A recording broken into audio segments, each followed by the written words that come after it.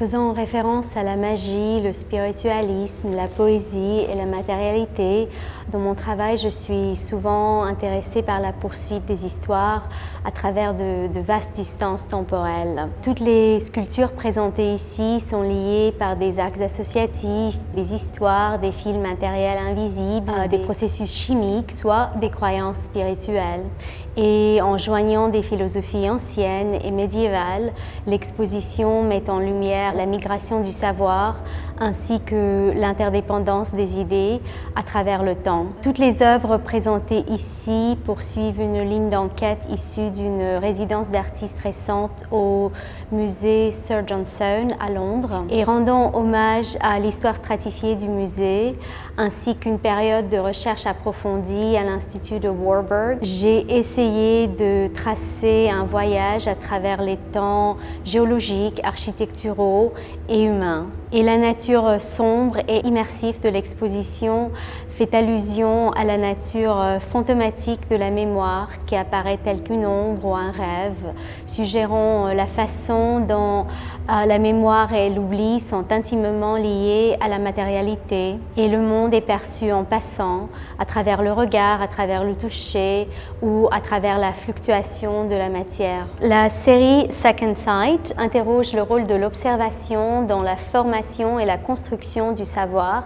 à travers les pratiques matérielles anciennes qui dévoilent ici une correspondance secrète entre le mot et le monde. L'étymologie du mot vision dérive plus ou moins directement du mot latin pour verre, vitrum, et la sculpture soufflée d'un œil en verre est basée sur un modèle anatomique d'un œil du XVIIIe siècle parvenant de la Joséphine à Vienne. Et ça reflète sur le développement historique de notre compréhension de la vision côte à côte au développement de la discipline du soufflage du verre. Et en effet, les premiers opticiens et médecins utilisaient le verre comme matériau de référence pour expliquer les mécanismes de la vision en associant la transparence du verre à la vue. En effet, de nombreux termes utilisés pour décrire les tuniques de l'œil ont été empruntés directement à l'art de la verrerie, comme par exemple le site de formation des images s'appelle le cristallin, et c'est une substance plus dense que le sang qui ressemble au verre fondu.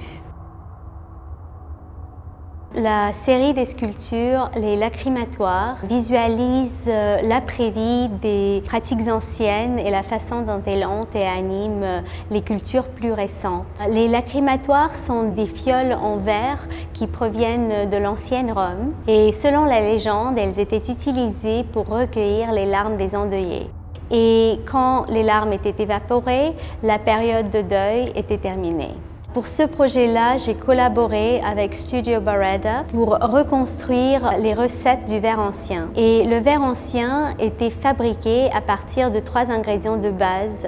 Le sable mélangé avec la cendre ou la soude et stabilisé par la présence de chaux. Et dans ce triangle de matériaux, l'absence de stabilisateur tel que la chaux rendait le verre soluble dans l'eau. Et les petites fioles blanches qui contiennent mes larmes sont faites à base de cette recette et sont en train de disparaître lentement, de se dissoudre grâce à l'interaction avec les larmes et l'humidité de l'air.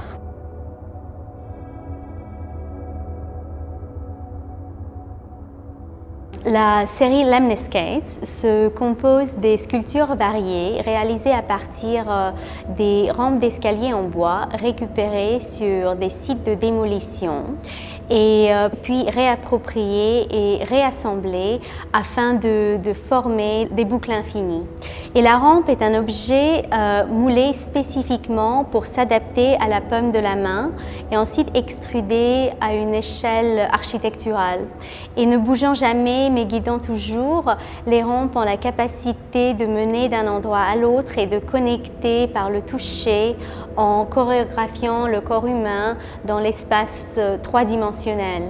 Et ce qui me paraissait poétique est ce que ces rampes ont été faites il y a 100 ans par des mains humaines et ont passé le siècle suivant interagissant avec toutes les mains dans ces maisons et ont été refaites à main de nouveau pour former ces boucles infinies. Et c'est ce contact avec la peau humaine grâce auquel elle conserve la mémoire des gens ainsi que la mémoire des lieux dont elles proviennent, dont beaucoup n'existent plus.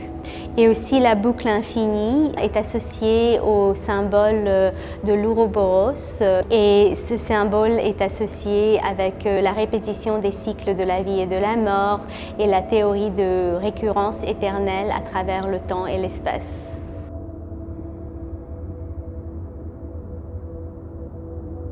S'éloignant du temps humain et architectural, la sculpture The Ghost est assemblée à partir de tiges de rose décapitées, constituées de dents de requins fossilisées, certaines provenant d'espèces disparues datant de plus de 30 millions d'années et intégrées dans de l'argile durcie. Les premiers enregistrements de dents de requins fossilisés sont par Pline l'Ancien, qui pensait que ces petits objets triangulaires tombaient du ciel pendant les éclipses lunaires. Et selon les théories de la Renaissance, les dents de requins fossilisés étaient considérées d'être des langues pétrifiées de serpents ou de dragons et ont été utilisées comme des antidotes contre les morsures de serpents ou les forces du mal. Et l'inspiration pour cette sculpture est la fameuse rose d'or de 1330 qu'on peut voir au musée de Cluny à Paris, qui est complètement faite de feuilles d'or et sans épines. Cette rose est une évocation de paradis.